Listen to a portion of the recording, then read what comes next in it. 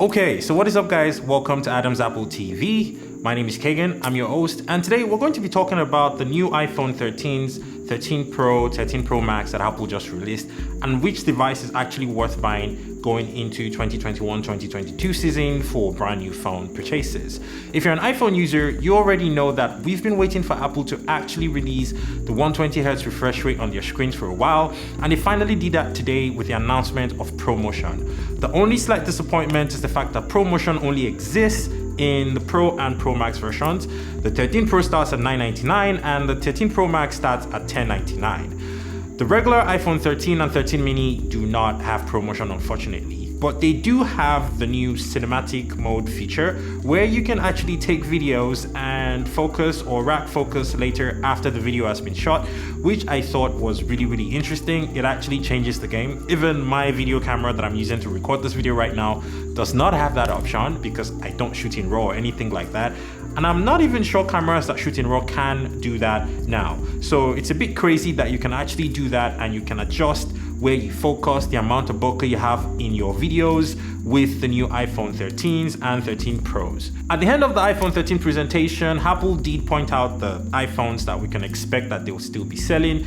They are going to be selling the SE, they are going to be selling the iPhone 11, they are going to be selling the iPhone 12, and they jump straight to the 13 and 13 Pro Max. The 12 Pro and the 12 Pro Max are no longer in the lineup and will no longer be directly sold by Apple. So you can expect that if you're going to try to buy those phones now, you're going to have to buy them from third-party sellers like Amazon and people off of eBay and so on and so forth.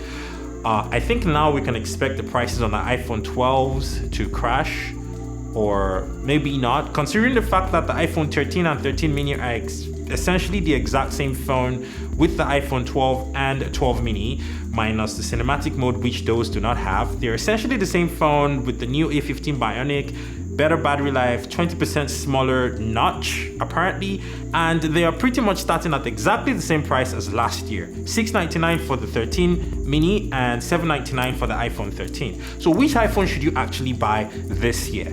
Based on everything that I saw from the event that just concluded, the iPhone 13 Pro and the 13 Pro Max seem like the phones to get this year. When you combine the fact that you have cinematic mode now, and you combine the fact that you also have a 20% smaller notch, and you also have ProMotion on the Pro versions for 100 or up to 120 Hz refresh rate, it's an absolute no-brainer. The iPhone 13 and 13 mini don't show me any differences between their features and what the iPhone 12 has to offer from last year, minus the slightly smaller notch, honestly.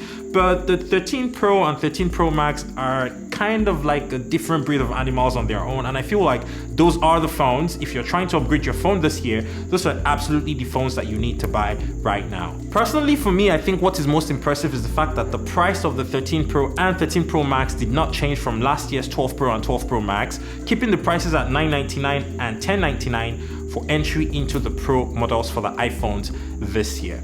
Anyways, that's pretty much my advice or my thoughts about the 13, 13 mini, 13 Pro and 13 Pro Max when it comes to value for money and what to expect and what you should actually be considering buying with these devices. So the iPhone 13s are going to be available to pre-order from this Friday, and they will start to ship to prospective users from the 24th of September 2021. Thank you so much for watching this video. If you've not subscribed to this channel, please consider subscribing as that helps us out a lot.